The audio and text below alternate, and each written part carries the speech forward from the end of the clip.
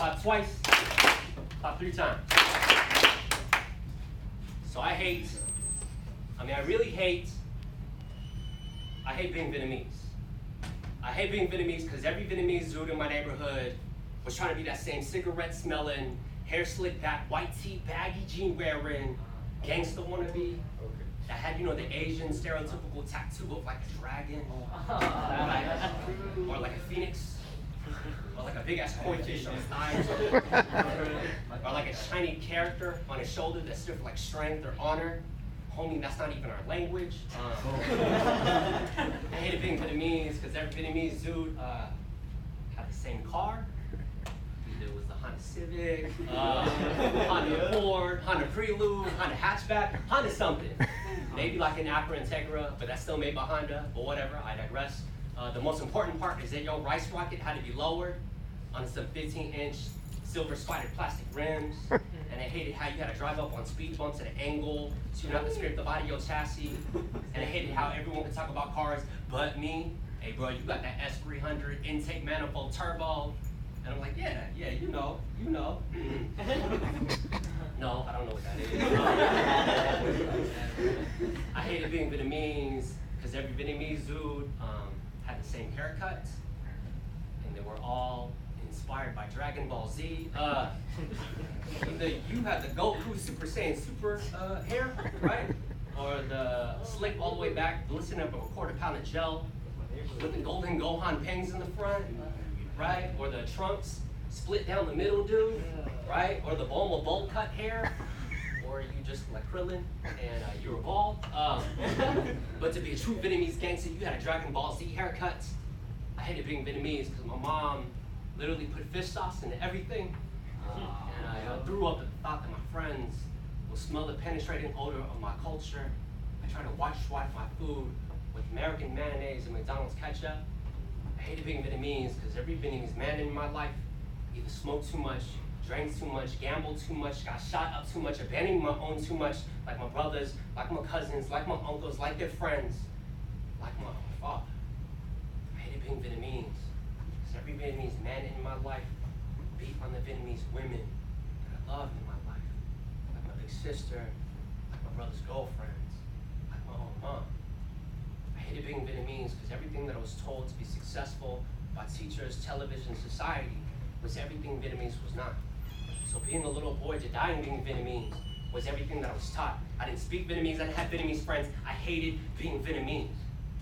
I wrote off my identity like standardized test exams, not really understanding that everything about my history and my language is everything that I am. So I took a retest. I saw that hating being Vietnamese, it was just hating myself. It's a self-hate, an internalized oppression.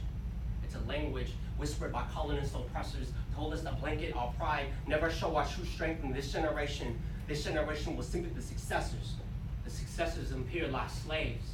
Because in this time, the game has changed. They told us to be colorblind, no history, no ethnicity, just American.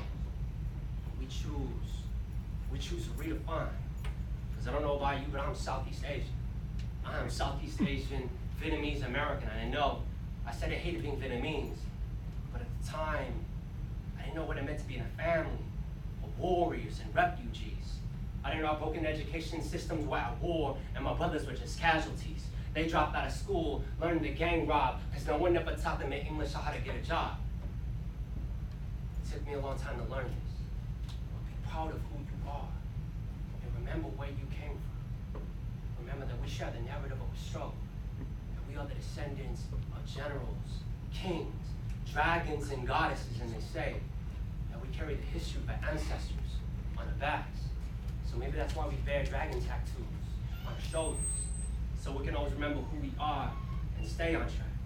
Maybe that's why we love fish sauce so much. Old age fermented fish, or the spicy salad stings of jungle decorated papaya, or the beautiful concoctions of curry and coconut milk and gaboon. We leave legendary legacies off the simple utterance of our breath. Maybe that's why we drove hotness, because those were the very engines that pushed fish boats across Southeast Asian seas into refuge camps. Maybe that's why we pretend to be thugs, because our our parents are them original gangsters, you know, them OGs. While we pretend to strap guns, they strap machetes and long knives and turfs called sun and vegan rice plantations. Southeast Asian parents had that power to heal all, and the healing power was called Tiger Balm. You know what I'm saying? Vietnamese people, we had green oil, Yao San, right? That stuff like cures everything. It's like the Mexican Vicks, it's the same thing, right?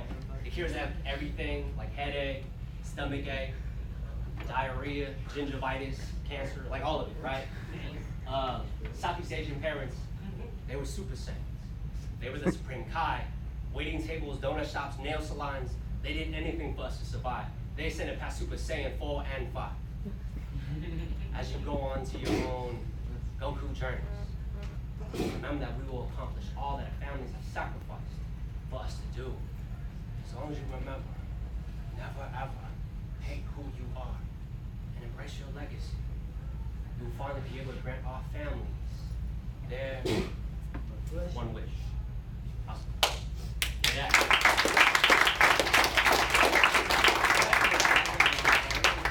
So anybody have initial reactions about what that poem was about, what they liked about it?